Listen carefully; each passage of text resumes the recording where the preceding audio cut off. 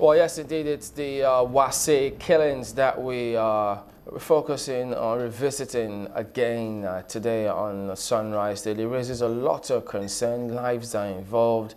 We did ask what's going on, but we're shedding more light on that matter. We're joined now via phone by our correspondent in Plateau State, Yemi Kosoko. Morning, Yemi.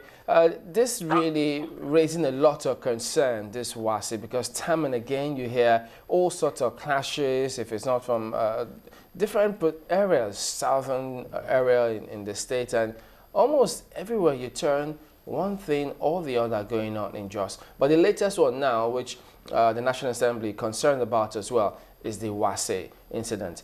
From your perspective, what's going on? Well, thank you, Stimuli. The issue of Wase has been on for some time. However, the one that happened last week, and precisely on Friday, so Saturday, has to do with the issue of military operation going on within that axis. Just a day before yesterday, there was a press conference by the Tarok community living in that Kadarko, in which the military was accused of destruction of their houses and killing of people.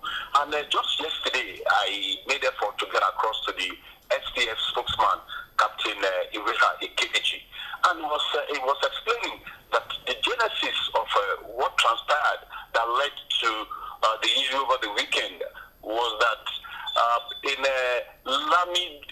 Kurmi Lami in Taraba State local government, some militia men attacked the checkpoint in which 6 officers were killed, and their bodies were mutilated, their private parts were dealt with, and they now dismembered the body and put it in a bag.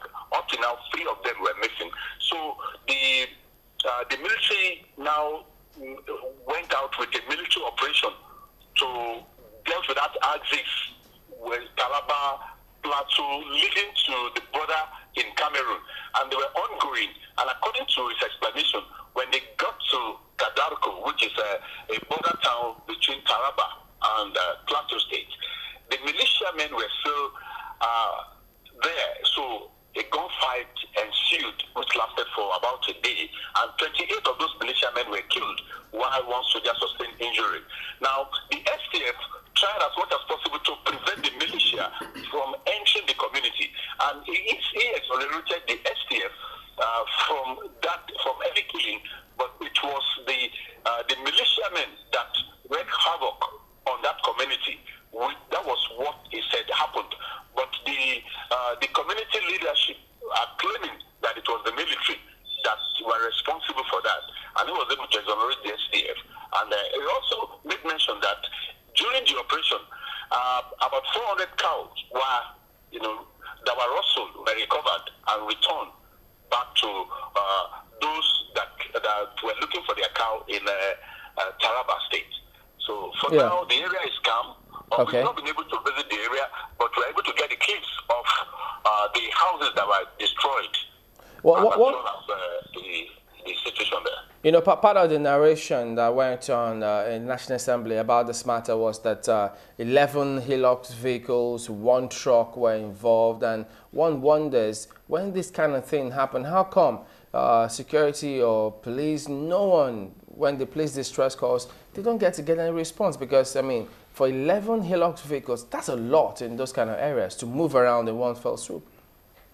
Now, the Hilux vehicles, according to the STF spokesman, that's now saying that it was an operation that they started from Taraba, going towards that axis, that the operation is still ongoing, that they were chasing those militiamen, and that they were following them through that Taraba Plateau axis towards the Cameroon border. His explanation was that it is not that they went there to attack the village, that they were after the militiamen.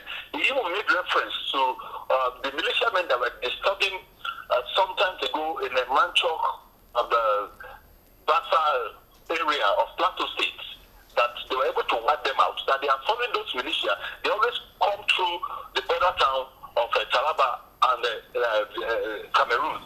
They enter through that place, they destroy a lot of villages, that it has been their trademark, which happened alongside Bukari and Co. So they are now facing and forcing those militiamen out of the country, and they are trying to also arrest some of them. So it was through that axis.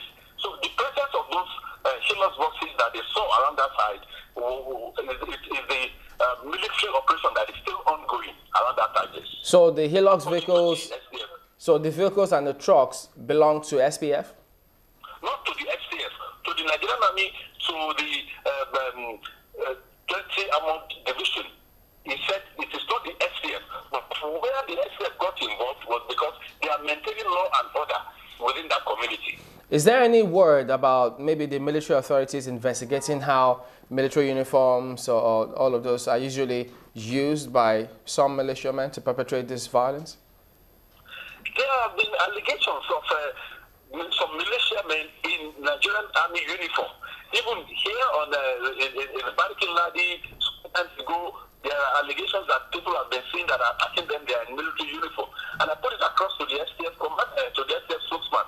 Could it be that some of these attacks are militiamen that are parading themselves in Nigerian Army uniform? And he couldn't really come out to say, this is it, this is it. All he was telling me was that it was not the SCF that did that thing. What the SCF did was to protect the community from the militiamen, which of course they have already caused a lot of damage to the community. Okay, all right. Thank you very much indeed, Yemi. Well, we'll keep tabs with you to get the latest perspective on what is going on with this matter. Thank you. All right, so there you go. Our correspondent, Yemi Kosoko, speaking to us from Plateau State.